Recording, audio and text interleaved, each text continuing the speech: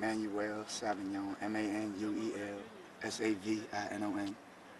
And Manuel, just run through real quick exactly what transpired tonight, what you heard, and your actions involved here. When I heard the car screech, hit the curb, saw the car hit the curb, the pole, flip. I was just getting out of the shower, so I scrambled and threw my clothes on and ran down there. I saw a body in the front seat, so I ran back home, and it was smoking. I ran back down here and asked to see if we could find a fire extinguisher or whatever, and threw my shoes on and ran back down there.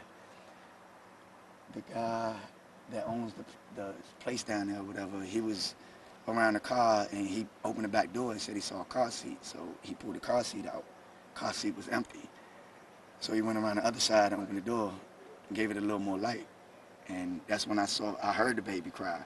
We heard the baby cries for a minute and we couldn't see her.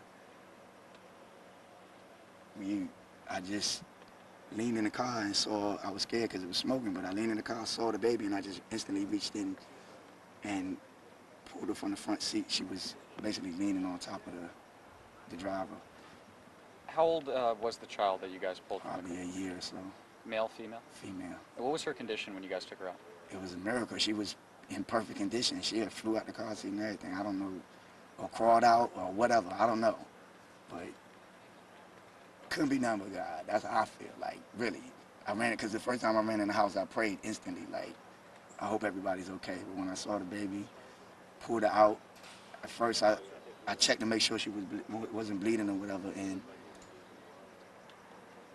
she just calmed down, and then the fire department came and the ambulance came and I gave them to her. They thought she was my baby, and I was like, no, it's not my baby.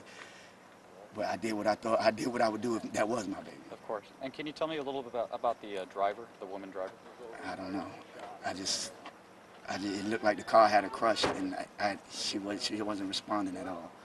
Do you know that she had passed at that point? I couldn't tell. I was just praying that she wasn't. And then once the fire department showed up, you gave them the child? Yeah, well, they told me to hold on to it till the ambulance came, because they thought it was my baby, but I had to let the ambulance people know that it wasn't my child.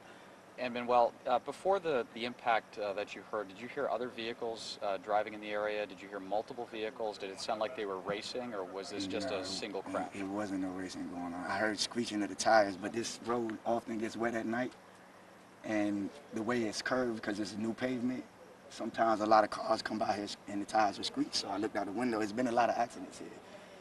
But I looked out the window, and I didn't think she was gonna really take nothing out, because usually you'll hear the screeching and nothing will happen. But she hit the curb and flew right into the light pole, and I saw the light spark out, and it flipped. I saw nothing but sparks.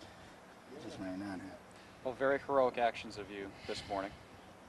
I just did what I thought. I just did what any father would do. Very cool.